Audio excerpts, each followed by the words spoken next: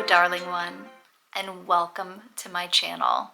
How are you? How are you doing out there? How is your holiday season going? Is it chaotic? Is it magical? I hope it's magical.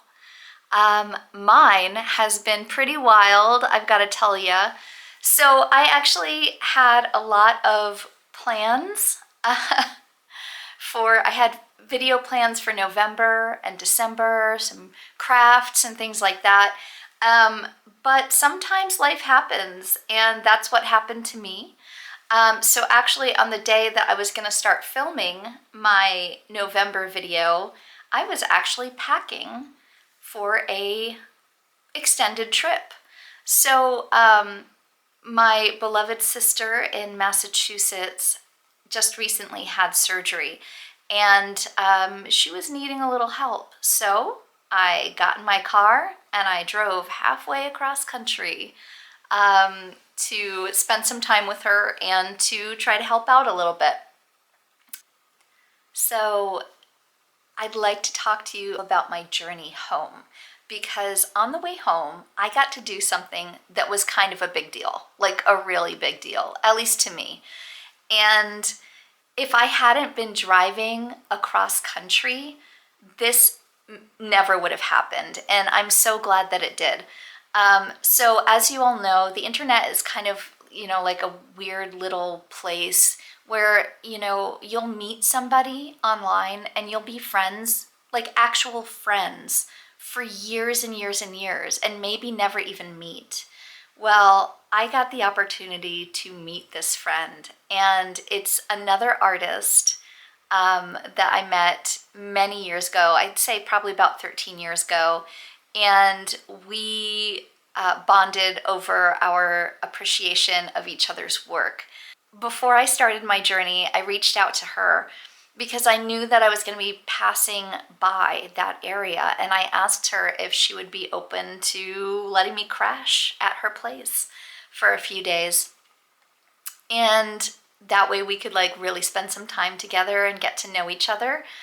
And she was open to that. And so I was initially gonna stay, I think, a couple of nights, but then what happened was there was a big storm that came in, and it hit that area, but also it was coming from the north. It was mid-December, and it was like an ice and snowstorm that was pretty much going to be right along the entire drive home. And so rather than risking it, we all had a discussion and decided that I would stay a few more days.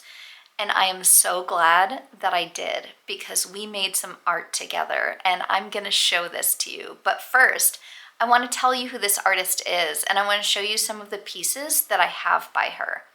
So the artist's name is Amber Leilani. Sometimes she goes by Amber Leilani, sometimes Amber Leilani Middleton, but I think she is a brilliant artist, and she used to do sculptural work. That's how I first found out about her, and I have a few of her pieces, which are usually in the background over here, but I still have my Halloween stuff up over there.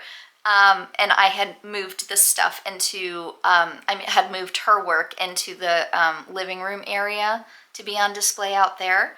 So it's just something I like to do. I like to move pieces around and freshen things up a bit sometimes. Anyways, she doesn't do really much sculpture anymore. Now she's more into doing paintings, abstracts, oils, like these phenomenal oil like portraits.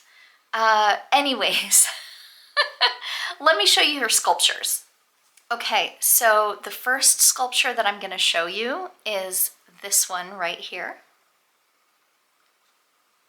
I feel like artists, every single artist, has sort of their own signature. You know what I mean? Like when you sign a document, everyone's signature is different, the way you sign it. Thumbprints, different. And I feel that's the way it is with artwork as well. I feel like you know, you can go to art school and you can learn how to make art like everybody else. But I don't care who you are, where you studied, whether you studied or not. I feel like everybody has their own sort of vision or scope that they see through when they make their artwork. And this is definitely true for Amber's work. You can tell an Amber Leilani piece instantly. They're just sort of dreamlike and, I don't know, like magical and beautiful and soft. And here's a beautiful witch, another beautiful witch sculpture that she did. This one has, if you can see the hat, let me cover my face. You can see like mushroom details. Look at the beautiful painting of the face. And there's like gold detailing here. Very whimsical, very magical. And here's another one that I have by Amber. This one is just one of my favorite pieces in general. It's a bit larger, but this ghostly sort of sculpture, she has gravestones on top of her head and this sort of like shroud coming down. She's very spooky, but she's so beautiful at the same time. Look at the detail. Look at that. And then even even on her neck, there's detail. There's like, I love how she plays with textures a lot in her sculptures. And like, look at this. You can even see, let me cover my face. Okay, do you see that? It's like she took cheesecloth and like painted it on, and it gives this really cool textural look to it and feel. And then and I love it that she painted it on. She didn't just glue it on and like over the paint job. Like she actually painted over it, and it just makes it, I don't know, almost more like she just emerged from the crypt or something. And I love that. And then over here we've got some more gold scroll work for that, like more of that dreamlike look. But look at her face, you guys. Look at that. Look how beautiful her eyes are. She's stunning.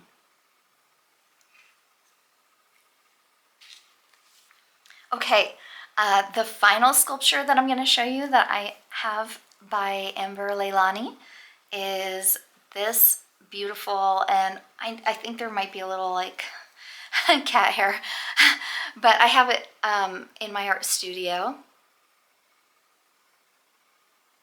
And it's a skeleton, but it's such a cool sculpture. I mean, look at the color, look at the paint job on that. I love the coloring and the gold and the rib cage, how it's just painted on like that. And then on her chin, she also has gold detail. Isn't she beautiful? She's so delicate. So those are the sculptures that I have. Now I'm going to show you some paintings that I have by her. Okay, I hope I'm recording. So I just had to get up to get these, so I may be at like a different angle than I was before, so sorry about it. Okay, so I have by Amber. Look at this painting. Look how dreamy that is. Do you see how, what I'm talking about, how there's sort of like a signature to her work, where like it even translates from sculpture into her paintings. Like you can tell. But I love this one. It's so bright and cheerful. And then we have this one, which I love all of them, quite honestly. Look how beautiful that is. Look at that key. The flower. I feel so lucky to have these. I really do. Okay, so the next one that I want to show you is this one. It's called The Magician's Hopes. Isn't that beautiful? Isn't it dreamy? Do you know what? My battery keeps dying, and so I keep having to change the batteries. And I just realized I was recording a whole section that didn't actually get recorded. So let's try that again, shall we? I'm going to show you this final painting that I have by Amber, and here it is. Isn't it beautiful? This painting reminds me of the perfect summer night, the kind where it's not too hot, but the stars are shining and there are fireflies, and maybe there's like a slight wind through the grass. Anyways, that's what I think of when I see this painting. I love it. Not a big fan of summer, but I like the romanticized version of a summer night. Okay, so next I wanted to tell you about something that we decided to do when I was visiting, because we didn't want to miss out on an artistic opportunity. So what we did was we decided to collaborate. So when I was a child, I remember one day in school, our teacher had us fold a piece of paper into like thirds, and then like one of us would draw a head, the next person would draw a body, and then the next one would draw the legs and the feet. And so in trying to come up with like a collaboration idea that we could actually pull off while I was there, this is what came to mind, and I told her about it, and she goes, "Oh, an exquisite corpse," which, first of all, what an amazing name. And I have heard that before, but I never realized that that's what it was. So yes, we made some exquisite corpses, and these were just kind of an experiment in collaboration as well as like imagination. And also I have to explain that when we made these, we didn't like spend an entire day on like one section and then move to the next section the next day. It was like we did them back to back. So we always started with the head, then we went to the body, and then we did the feet.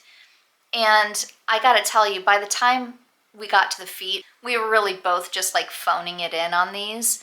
So these aren't like masterpieces, but they sure were fun to make. And what a cool thing to have. So this was the first one that we worked on. So I have two and she has two. So this is one of our first exquisite corpses. So I did the head. I made this sort of like ratty-tatty catty. I'm a big fan of cats. And then she did this really unique body. And then for the bottom, for the feet, I phoned it in.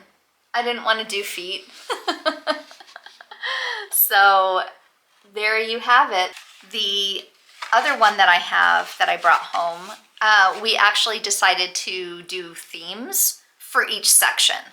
So we each wrote down 6 themes, and then we would each draw a theme, and then have to do that in watercolor. So this one, it was Forest Friends. Isn't that amazing? I mean, she just whipped this up like in like, I don't know, 30 minutes or less. It was so good. And then the one that I drew was Spirit Realm. So rather than doing like a ghost body or something, I started thinking about, well, like connecting to the spirit realm and devices that can be used for divination and things like that. And so that's what I did with that.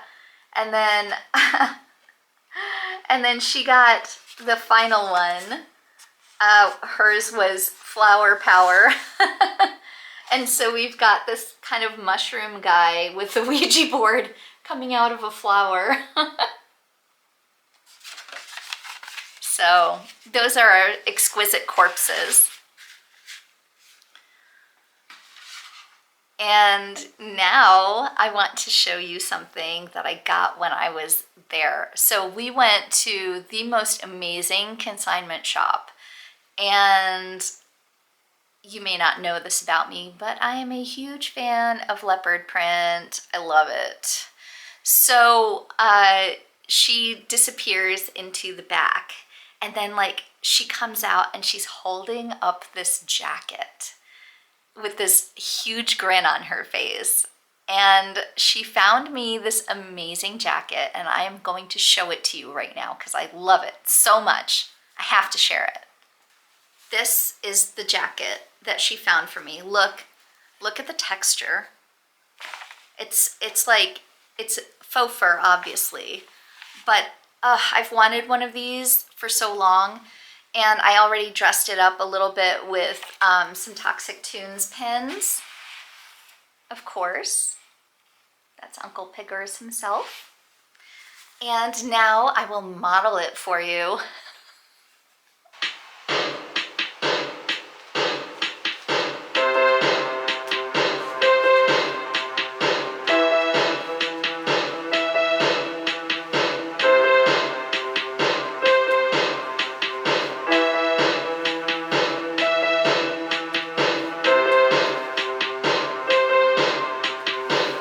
Leopard print, everything. All right, now that I'm wearing all of my leopard print stuff, I'm just gonna leave it on. I'm gonna be lazy. The next thing I wanted to talk about today is fashion. So I've been getting super duper into fashion lately. I have dreams of moving into that realm of art. I've been a soft sculpture artist for over 15 years. I've been doing wire armature sculptures for a few years now. Ornaments, clay. I do a lot of sculptural work, and I honestly want to start moving into the fashion realm of art because I love fashion. And actually, I just recently bought a book that I wanted to share with you because it's amazing. The book that I'm talking about is this mammoth right here. It's Vogue and the Metropolitan Museum of Art, Costume Institute, Parties, Exhibitions, and People. This book, okay, first of all, look at this, just on the back. Look at that piece. Look at the shape of it, all the folds and ruffles, the texture. There's something so exciting about fashion design. Okay, so I've labeled a number of pages that I wanted to show you. So we will start first with one of my major inspirations lately is Vivienne Westwood. And this picture really caught my eye. She's the one in the beautifully draped flag. It's sort of worn and tattered, and it really strikes my imagination, and just the shape of the dress underneath. All of it is so stunning.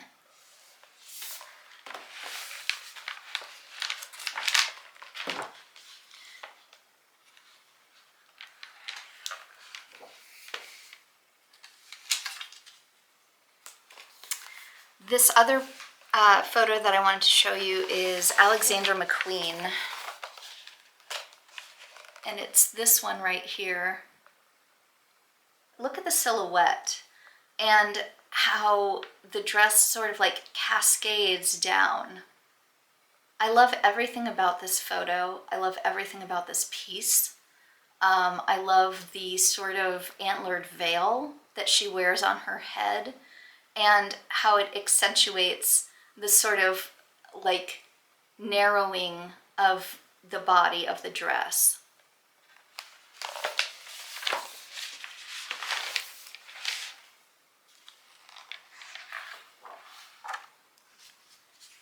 This is another piece by Alexander McQueen.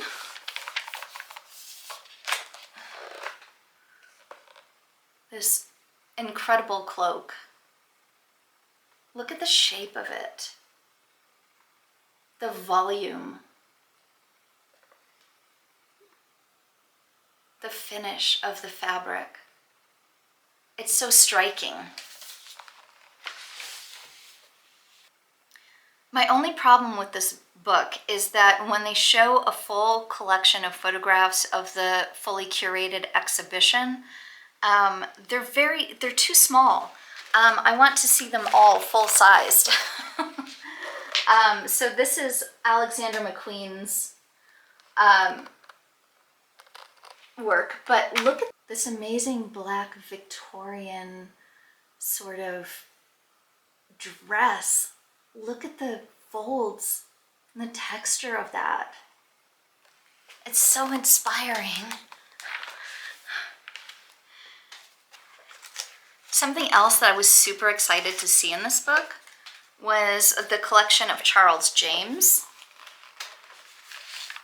That is the invitation to one of the Met Galas, and it's his infamous clover dress.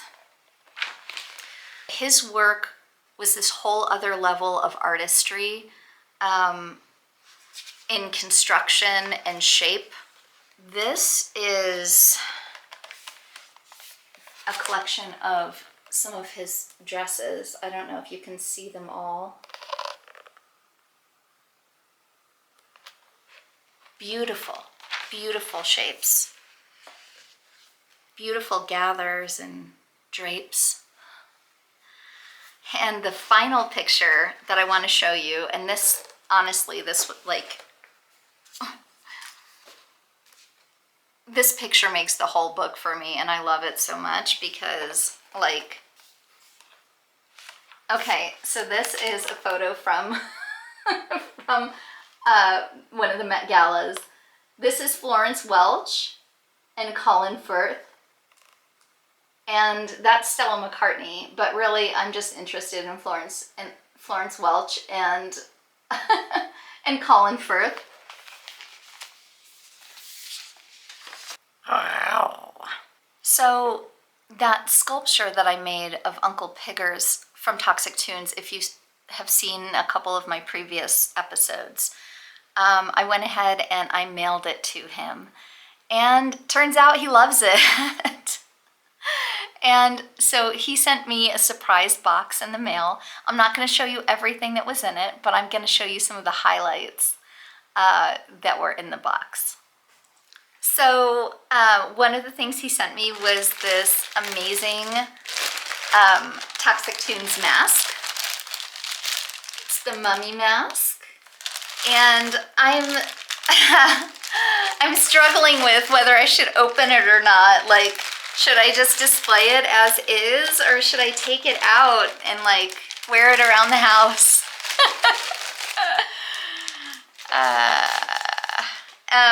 Okay, something else that he sent me, and this is kind of a big deal, guys. He sent me an original. This is an original illustration by Eric Piggers of Toxic Tunes. What an honor it is to have an original. Let me get this up real close so you can see.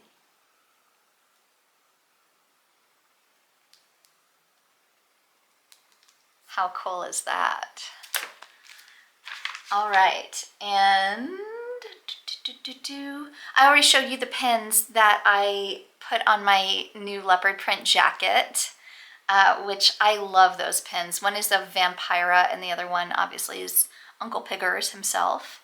And then this, I'm gonna have to also, I mean, I gotta get a frame for this, of course, but I also need to get a frame for this. He sent me a series of photographs of him holding the Uncle Piggers sculpture. And of all of them, I think this one's my favorite. It was really hard to choose, but I love it that he did this. But yeah, I need to get a gold frame for it or something. I know exactly where I'm putting it. Oh, and then there's another thing that he gifted me that is so, so special. I'm saving it for last. You guys, he gave me the actual party hat that he wore in the Children's Day at the Morgue video from the Uncle Piggers Spook House video. This is so special to me, and it looks perfect on my creepy doll. Her name is Pearl. So Pearl gets to wear it from now on. Hooray! So this package that Uncle Piggers sent me, he really went all out, and you could tell that he put so much thought and effort into this package. And it was like, I know I've said this before, it was like opening up a Halloween party. It really was. It was like Halloween day inside a box. And I loved everything. I really and truly loved everything. And Uncle Piggers, if you're watching this right now, I just want you to know how much I appreciate it. And just, you are an absolute doll. Thank you so much. I hope you'll stay tuned for my next video. It will be a DIY project. I wanted to send a thank you gift to my dear friend Amber, who invited me into her home, and I stayed way longer than we expected. So I wanted to make her a special gift, and I can't wait for us to make it together. So until then, have a perfectly magical day, everyone. Bye for now.